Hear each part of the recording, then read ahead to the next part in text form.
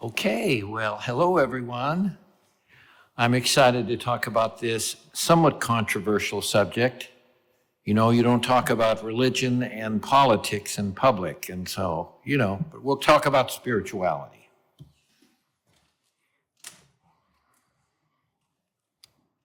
Okay, let's see, what am I doing wrong here? Okay, there we go.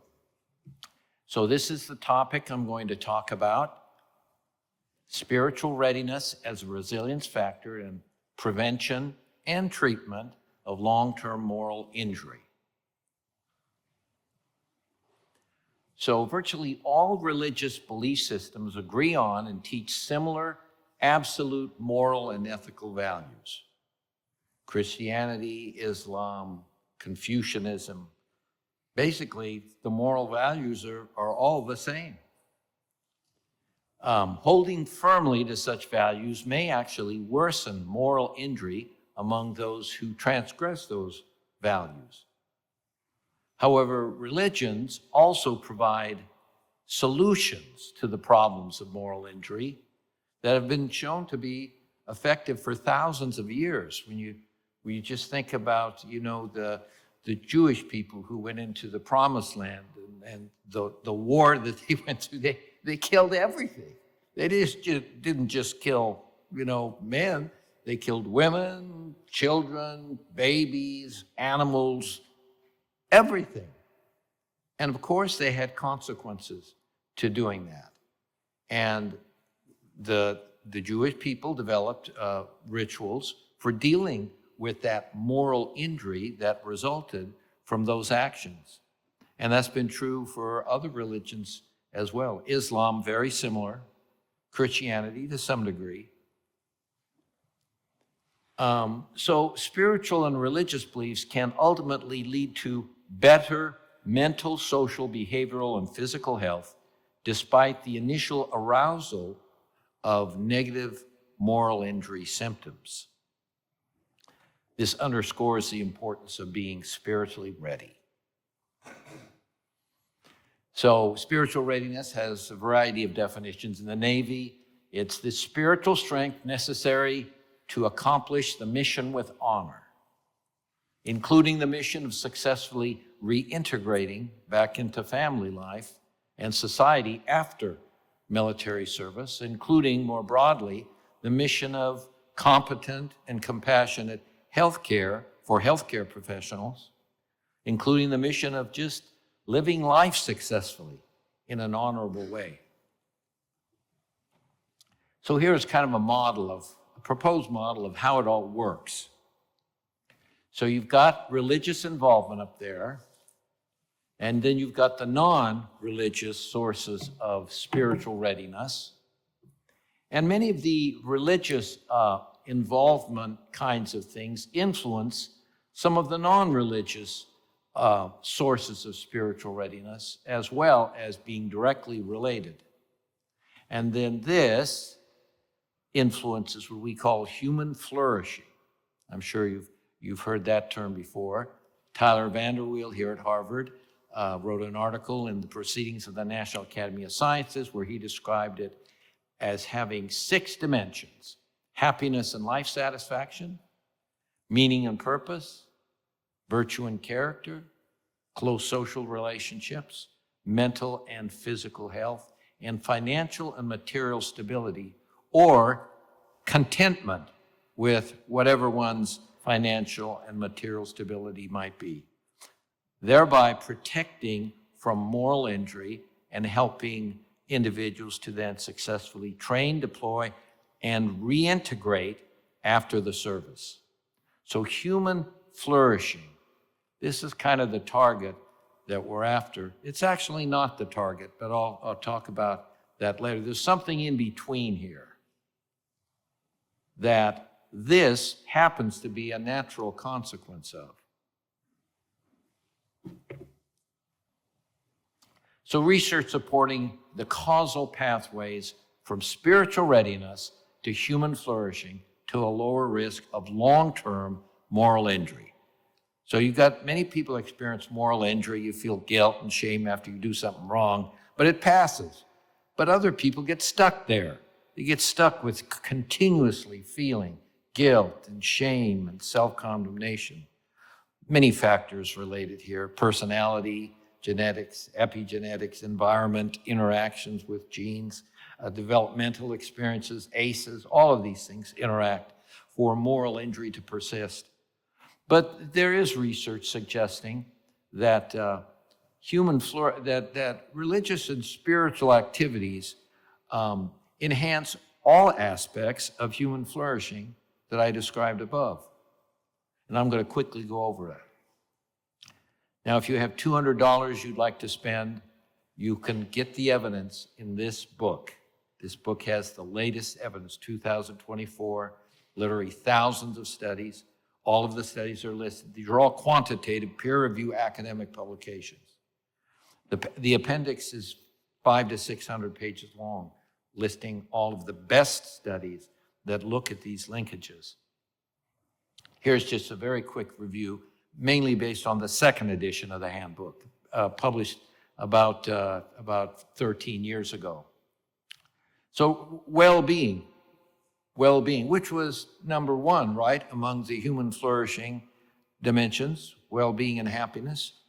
Well, of the 326 quantitative studies that have been published, close to 80% find that religious people are happier. They're more satisfied with their life. These are quantitative, peer-reviewed academic publications. And remember that science has long not liked religion at all, and oftentimes doesn't publish articles on the topic. But these studies are good enough to get into those journals anyway. And of those 80%, 8 out of 10, show that religious people are happier. And only less than 1% show that they're less than happy, less than 1%. 3 studies of those 326. Hope and optimism. Hope, 73%, optimism over 80%. Here's a study we did in active veterans and active duty military, I believe. Yeah, both. About 400, 500. And there's a very nice linear relationship between hope and religiosity. So as religiosity goes up, hope goes up. Dimension number 2 is mental and physical health. Let's look at mental health quickly. Depression. We all know what depression is and how devastating it is on people's ability to function. So there were 444, and again, this is a systematic review of everything out there prior to 2010. Whether you believe in religion or not, you could do this review. You're going to get exactly this, because it was done systematically and rigorously. So about 2/3, especially of the best studies, show that religious people are less likely to become depressed, stay depressed, and they're more likely to recover from religiously integrated interventions that take people's religious resources into account. And 6% of the studies show more depression among the more religious. Here's a study among 23-year-olds, about the age of individuals in the military, maybe, a little bit older, but not much. 10,000 young people followed for a period of up to 6 years, compared those who never went to religious services with those who went once a week or more. And you can see there's about almost a 1/3 reduction in risk of developing depression over time among those who are attending services once a week or more. Again, the impact of community, but not just community. Community here, social factors, explain only about 15% of this effect. 15%. That means 85% of it's coming from somewhere else. Suicide. We talked a little bit about suicide earlier. 141 studies, 75% show that religious people have fewer suicidal thoughts, less likely to make suicide attempts, less likely to commit suicide. I'll show you some more recent studies. This is a random sample of over 20,000 adults in the United States, random sample. And they were followed for 18 years. And they looked at the rate of completed suicide. And the rate among those attending religious services twice a month or more was 94% lower compared to those who attended services less than twice a month or more. This is the Nurses' Health Study out of Harvard, 90,000 women, all nurses, followed for 14 years. Rate of suicide among nurses who never attended religious services is about 7 times higher compared to those who attended once a week or more. That was in JAMA Psychiatry. Another in JAMA Psychiatry, again out of Harvard, looking at deaths of despair among women. These are the nurses, looking at suicide, alcohol, and drug abuse, deaths from those 3 causes. And again, you have a 70% reduction in risk among those attending religious services weekly or more. And there's a P for trend in the data.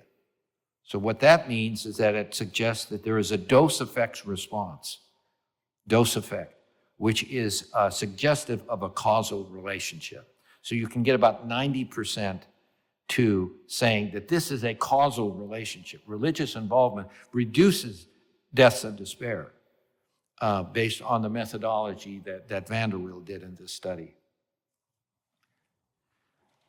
Among men, 50% reduction in risk of dying from a death of despair. Again, JAMA Psychiatry. JAMA Psychiatry is the top psychiatry journal, biological psychiatry journal in the world. It used to be called the Archives of General Psychiatry. Alcohol use, abuse, and dependence, 80 to 90% of studies show less alcohol use, abuse, and dependence. Here's a study of veterans, over 3,000 veterans, national sample out of the National Health and Resilience in Veterans Study, published in Journal of Affective Disorders. You see that lifetime PTSD here is more than 50% lower. Lifetime major depressive disorder, 50% lower. Lifetime alcohol use disorder, about 1/3 lower. Current PTSD, 70% lower. And current alcohol use, 72% lower. Among those scoring in the upper half of the 5-item Duke University Religion Index, which assesses not just religious attendance, but also prayer and scripture study, as well as one's connection with God, the quality of that connection.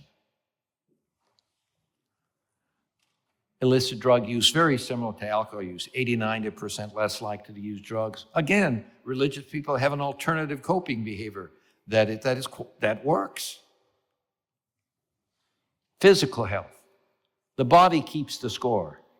You know, some of these changes we've been talking about, they show that from teenage years on, one's attitudes and behaviors have a cumulative effect on the physical body. And really, they show that, coronary arteries begin to narrow in people's early 20s based on their behaviors.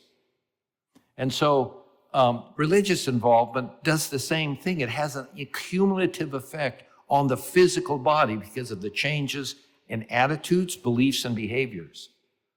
And studies show, and you can, spend that $200 and get yourself a copy of the handbook. And, there's a chapter on every one of these showing that religious involvement is related to less heart disease, lower blood pressure, lower rates of stroke, less cognitive decline with aging. They experience less physical disability with aging, better cognitive function with aging. I know you've heard of the nurses' study of cognitive function where the MRI scans show they've got plaques and tau bodies and everything. They have no symptoms. They can't figure really out why is it that these nuns, these sisters, have all these brain changes and they don't have the symptoms. And there's quite a lot of research showing that I wish I could show it to you, just don't have time, that cognitive dysfunction and physical disability with aging, with normal aging, is slowed with religious involvement. Better immune functioning, less systemic inflammation, that IL-6 and those pro-inflammatory cytokines are lower among those who are more religiously involved. Better endocrine functions, lower stress hormones, cortisol levels are lower, epinephrine, norepinephrine. Those levels of those stress hormones, those are what are shrinking the brain based on those scans you saw earlier. Lower levels of death rates from cancer. Do you know we all inherit a cancer suppressor gene? Everybody has one. So if a cancer comes up, we've got a gene that is active in getting rid of that cancer gene. Religious people have more active cancer suppressor genes because it's related, religious involvement is related to lower inflammation, inflammation is related to lower levels of activity of the cancer suppressor gene. So through inflammation, that's how religion affects activity of that cancer suppressor gene. There's a whole series of studies, including studies coming out of Harvard, showing that death rates from cancer are significantly lower among those attending religious services, independent of dozens of other predictors. Greater longevity. Religious people, on average, if you're white, live on average 7 years longer if they're attending religious services weekly or more. And remember, only 15% of that effect is due to social support. If you're African Americans, it's 14 years longer. That means the average African American in the United States will live to an age of 66 if they do not attend religious services. If they're attending weekly or more, it's an average age of 80 on average in the United States. Okay. So religious involvement is related. Now we're on to number 3 here. It's related to greater meaning and purpose in life. Greater meaning and purpose. We know how important that is, right? If you're in the military. And if you get out of the military, you got to have meaning and purpose too in order to survive out there. Almost every study shows that religious people have more meaning and purpose. That doesn't mean that people who are not religious don't have meaning and purpose. Just means that those who are more religious have more of it. This is looking at virtue and character, dimension number 4. More likely to be forgiving, more likely to be altruistic, more likely to volunteer, more likely to be grateful, less likely to be involved in delinquency and crime. Again, that's not surprising, but it's documented. Social support, religious people have more social contacts. And they're more likely to persist in providing support than are secular sources of social support. Because, it's the social exchange that causes, people to support one another. You scratch my back, I'll scratch your back. But when you're not scratching my back anymore, I'm gonna not scratch your back because you're not scratching my back. But religious people have an extra motivation. Their belief tells them to love your neighbor as yourself, whether they're nice to you or not, even if they're your enemy, is to love your neighbor as yourself. And so they have an extra motivation to provide support. Family and marital stability, that's part of the social support. Close to 90% of studies show that marital satisfaction is greater. Less spousal abuse. There's more likely to have 2 parents in the home. This is critical to have 2 parents in the home. You don't have 2 parents, you have 1 parent desperately trying to support, 3 or 4 kids. I mean, the research is clear that it just doesn't work very well that way. This is another study out of Harvard, 14-year follow-up of 66,000 initially married women. So married women, all nurses, that were just followed for 14 years, they looked at the risk of divorce or separation. It's 40 to 50% lower among those attending weekly or more than weekly. And then the final dimension is financial and material stability. So if a young person is raised in a religious home, they're going to do better in school.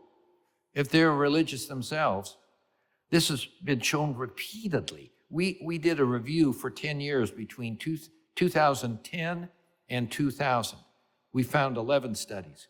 Every single study, 100%, found that religious students had higher grade point averages, were more likely to graduate from high school, more likely to go to college. And so that's going to reflect in terms of their financial stability later on. because they'll get better job if you got a college education. Not always, but sometimes. And on the job satisfaction is greater among those who are more religious. But based on a series of studies, that's in the recent edition of the handbook, chapter 32. So in conclusion, religious and spiritual involvement may initially increase risk of moral injury due to the lower threshold for moral transgressions, due to the fact that many religious people have high expectations of themselves. Because religious traditions have developed ways of dealing with such transgressions, adherents may ultimately be better off and protected from the long-term effects of moral injury. You know, in the Catholic tradition, people go to confession. You know, priest sits in there and he says, you know, what'd you do wrong? And then you confess everything. And he says, go out and do something good. And then you start feeling better after that. I mean, it works. Spiritual readiness is related to every aspect of human flourishing. Every aspect. Happiness, life satisfaction, better mental health, better physical health, more meaning and purpose, better social connections, and greater financial stability, despite the fact that religion is much more common among the poor. Because, of course, as Karl Marx said, it's the opiate of the masses, right? Of the poor. Okay, spiritual readiness acting through human flourishing protects active duty and former service members from experiencing moral injury over the long term. Okay, I'm just about out of time here. So for the resources, we have a newsletter. Go to our website, sign up for it. I summarize the latest research every month and all sorts of information there. Here's our website. A lot of free stuff there you can download, including interventions, religiously, spiritually interventions for people with depression and anxiety based on randomized controlled trials that we've done. In Christians, Jews, Muslims, Hindus, and Buddhists. So we have them across all 5 traditions, across 3 different forms of Islam as well.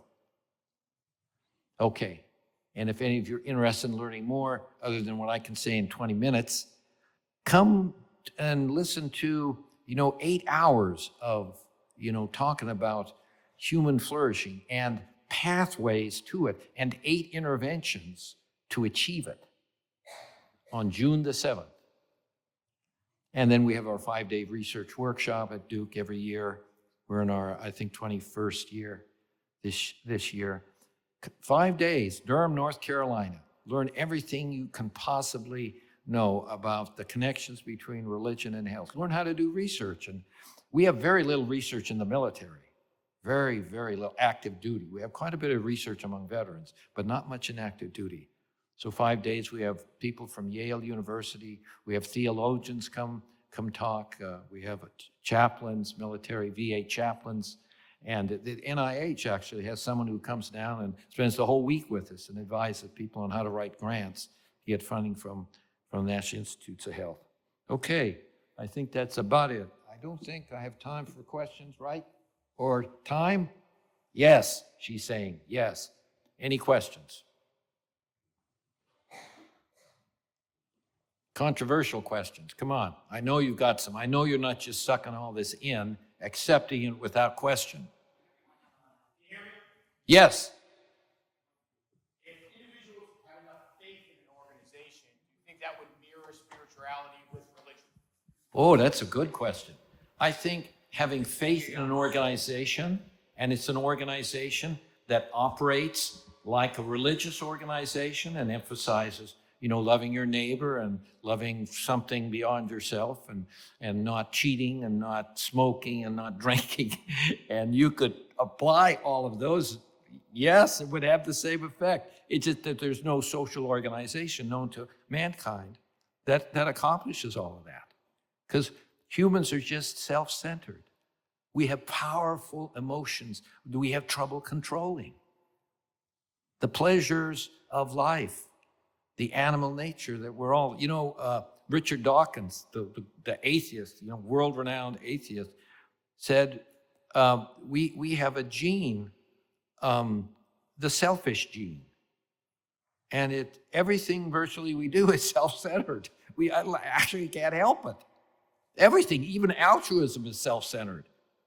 He describes a fish that protects these little fish as an example of this. So there's a bunch of little fish, and there's this big fish that keeps all the predators away. And occasionally, that big fish will eat one of those little fish. But he does it so infrequently that they don't notice it. But it's still very self-centered. Anyway, next. Hi. I have a question that I've been thinking about. So much about spirituality and religion is about abstinence. So if you think of the 10 Commandments, I think 7 out of 10 are about what you can't do. You can't do this, you can't do that. And as we're talking about flourishing, it seems I have a hard time grappling with how not doing things leads to spiritual growth or flourishing. Okay, that's a great question, because what I forgot, remember towards the beginning of this talk, I had that diagram. Do you remember that diagram that had human flourishing there, and it had religion and non-religious and spiritual readiness? I said there was something in the middle, that human flourishing was a natural consequence of something else that was in the middle, that this religion, non-religious source of spiritual readiness, they were acting through. Do you know what that is? It's called holiness. Holiness. In other words, abiding by all of the do-nots that the scriptures of virtually all religious traditions say you are not to do. And you know, in my opinion, why are there so many do-nots? And how does that lead to human flourishing? Because God loves us, and He has established laws that if you transgress those laws, they're going to hurt you. If you don't forgive people, you're going to carry a burden of unforgiveness. If you're not humble, you're going to develop pride, and pride leads to fall, and nobody likes a proud person. Other things, love your neighbor, be kind to other people, be grateful, show appreciation. These are the pathways to holiness. And it just so happens that human flourishing results on its own. It's just natural. When you're forgiving, when you're kind, when you're loving, when you love God and you feel God loves you, when you're not proud, when you're appreciative of everything that happens in your life to other people and express it, when you have strong morals and good character, you're going to be happier. You're going to have less mental health problems. You're going to be physically healthier. You're going to have more meaning and purpose in life. You're going to have certainly more social connections. And you just might have a little more financial stability. And if you don't, you'll be happier with whatever you got. So that's my answer. Who's next? Okay. Thank you very much.